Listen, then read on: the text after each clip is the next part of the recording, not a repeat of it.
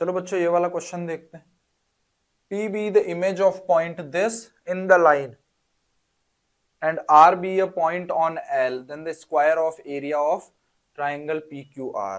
चलो देखो line draw कर लेते हैं। मान लो ये है हमारी लाइन।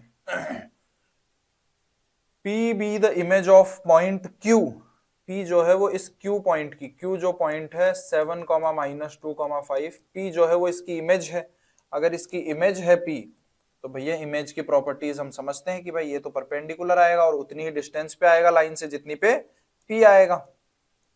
P जितनी डिस्टेंस पे है लाइन से उतनी ही डिस्टेंस पे Q है। ये दोनों इक्वल भी हैं, है ना। मतलब बेसिकली ये जो पॉइंट है ये है हमारे पास में, ये जो पॉइंट होगा ये P और Q का मिड पॉइंट होगा। ये बातें हमें पता है पहले से, है ना। ये हो गया P पॉइंट। एंड R जो है वो 5, P, Q है। R एक पॉइंट है, रैंडम पॉइंट, जो कि इस तरीके से है। ये ऐसे हो गया, ठीक है। तो ये P ये R हो गया ना। हमें क्या बोला जा रहा है? हमें बोला जा रहा है कि भैया इस PQR ट्राइंगल का जो है वो एरिया फाइंड करो। तो देखो यार इसका एरिया एक तो बहुत ही आसान तरीका ये है कि भाई R जो पॉइंट है इसमें भाई this is equal to lambda करूंगा मैं, तो यहां से 2 लैम्डा प्लस 1 जो है वो 5 के इक्वल होगा। भाई 2 लैम्डा प्लस 1 जो है R के x कोऑर्डिनेट के इक्वल होगा। तो यहां से लैम्डा कितना आ गया? 2 आ गया। तो अगर मैं इसको 2 के इक्वल पुट कर दूं तो यहां से P और Q निकाल सकता हूं। मतलब बेसिकली R पॉइंट मुझे पता चल गया। कैसे? R जो है वो पॉइंट क्या हो जाएगा? ये हो जाएगा 5, P की वैल्यू कहां से मिलेगी? Y की वैल्यू जो होगी वही P की वैल्यू होगी। तो 3 इंटू 2 6 -1 मतलब 5। इधर से 4 इंटू 2 मतलब 8। तो ये हो गई हमारे पास में R पॉइंट। R पॉइंट क्या आ गया भाई? 5, 5, 8। ठीक है। अब अगर मैं ये पॉइंट पता कर लूं, मान लो R डैश पॉइंट है ये, है ना, R डैश पॉइंट। अगर मैं R डैश पॉइंट पता कर लूं, S पॉइंट बोल देते हैं नहीं तो, है ना।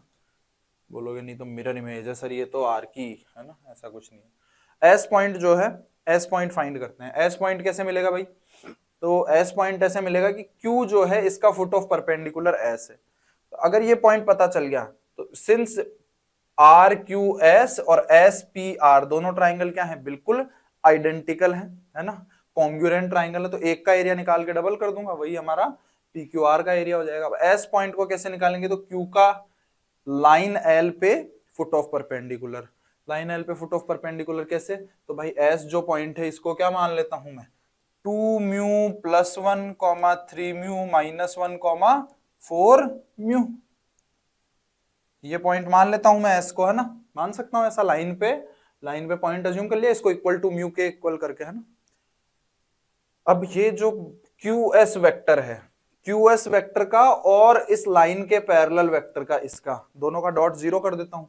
QS वेक्टर को मैं डायरेक्ट लिख रहा हूं, देखो 2 mu minus 6, 2 mu minus 6 into यहां से इसका x कोऑर्डिनेट, सॉरी यहां से आई कैप के साथ में जो लिखा जाएगा which is 2, plus direct dot product करवा रहा हूं मैं ना, समझने की कोशिश करना। 2 म्यू माइनस 1 माइनस 2 माइनस 2, तो 2 mu plus 1, 3 mu plus 1 into कितना आ जाएगा यहां से 3, प्लस यहां से 4 mu minus 5, 4 mu minus 5 into यहां से कितना आ जाएगा 4 और इक्वल टू 0। ये डॉट प्रोडक्ट हमने QS और लाइन के parallel vector 2i cap plus 3j cap plus 4k cap, इसका डॉट प्रोडक्ट क्या करवा दिया?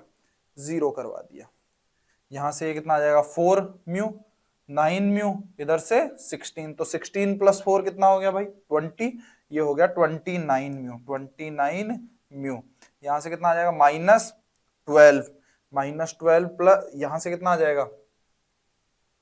-12 -20, तो ये 32 और इधर से ये 3, तो -29 इज इक्वल टू 0। तो यहां से म्यू की वैल्यू कितनी आ गई भैया? 1 आ गई। तो यहां से S पॉइंट जो है वो हमारे पास में निकल के आया है 3, 2, 4। अब देखो भाई Q है पॉइंट, S है पॉइंट और R भी हमें पता है। तो एरिया फाइंड कर लेते हैं। एरिया ऑफ QS और R, QS और R का एरिया ये कितना हो जाएगा? हाफ। बेस कितना हो जाएगा भाई?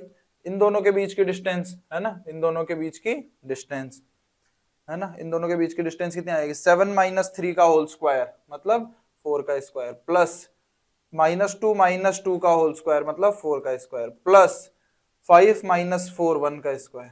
तो ये तो हो गया बेस इनटू हाइट, हाइट कितनी हो जाएगी, ये हो जाएगी SR, तो ये 5 - 3 का होल स्क्वायर, 5 - 3 का होल स्क्वायर मतलब 2 का स्क्वायर, प्लस 5 - 2 का स्क्वायर मतलब 3 का स्क्वायर, प्लस यहां से 8 - 4 का स्क्वायर, 8 - 4 बोले तो 4 का स्क्वायर।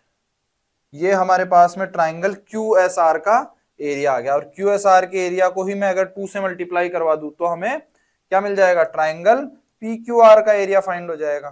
तो यहां से 2 से मल्टीप्लाई करवा दिया तो ये 2 से 2 कैंसिल हो गया। ये हमारा फाइनल आंसर नहीं, the square of the area, तो इसका जब स्क्वायर कर दूंगा तो वो हमारा फाइनल आंसर होगा। तो इसको फाइंड कर लो, ये कितना आ जाएगा 16 16 32 33, तो ये कितना आ जाएगा 33 इंटू ये इधर से कितना आ जाएगा 16 प्लस 4 20, तो 29, तो हमारा फाइनल आंसर आएगा 33 इंटू 29, ये हमारा फाइनल आंसर है ना, ये हमारा आंसर आ जाएगा। इसकी वैल्यू कैलकुलेट कर लेंगे, वही हमारा आंसर हो जाएगा। ठीक है।